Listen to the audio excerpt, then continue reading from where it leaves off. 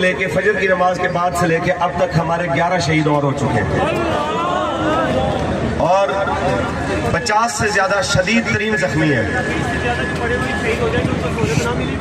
اور ڈاکٹر صاحب بتا رہے ہیں کہ 20 سے زیادہ وہ سخت ترین زخمی ہیں کہ جنہیں اگر طبی امداد نہ ملی فوری طور پہ تو وہ بھی شہید ہو جائیں گے۔ یہ کیا طریقہ ہے؟ ریاست کیا کر رہی ہے؟ ریاست اس طریقے سے کنٹرول کرنا چاہتی ہے تو ہم سارے حاضر ہیں رسول اللہ کے دین کے لیے، ہم کہتے ہیں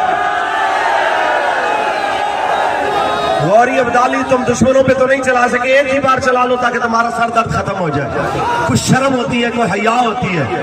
وزیر اعظم سے لے کے لا انفورسمنٹ تمام ایجنسیز تک اور گورنمنٹ کے ہینڈلر تک سب کو کہتے ہیں کہ کچھ بندے کو شرم ہوتی ہے کہ یہ قوم ٹیکس اپنا پیٹ کاٹ کے آپ لوگوں کو ٹیکس دیتی ہے دفاع کے نام پہ۔ آپ کس سے دفاع کر رہے ہیں؟ جن سے دفاع کرنا تھا ان کی بجائے آپ ان کو مار رہے ہیں جو آپ کے اپنے شہری ہیں، جو آپ کے اپنے ملک کے باسی ہیں، جو لا الہ الا اللہ محمد رسول اللہ پڑھنے والے ہیں۔ اور میں پاکستان کے تمام شعبہ زندگی سے تعلق رکھنے والے لوگوں کو، پہلے ڈاکٹر صاحبان کو، تعلیمی اداروں اور مشائخ کو، علماء کو، تاجر برادری کو، وکلاء کو، اور خاص طور پہ بڑی کرسیوں پہ سموٹو ایکشن لینے والوں کو کہ کیا ابھی وقت نہیں آیا جناب کی کرسی کے اوپر کوئی تھوڑی بہت دستک ہوئی ہو کہ ابھی سموٹو لیا جائے کہ پوچھا جائے گولی کیوں چل رہی ہے؟ جس وقت ایک احتجاج شروع ہی نہیں ہوا اس پہ گولی کیوں چلی؟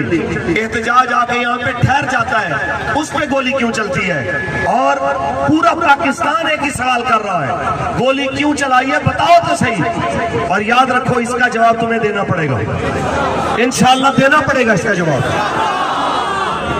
باقی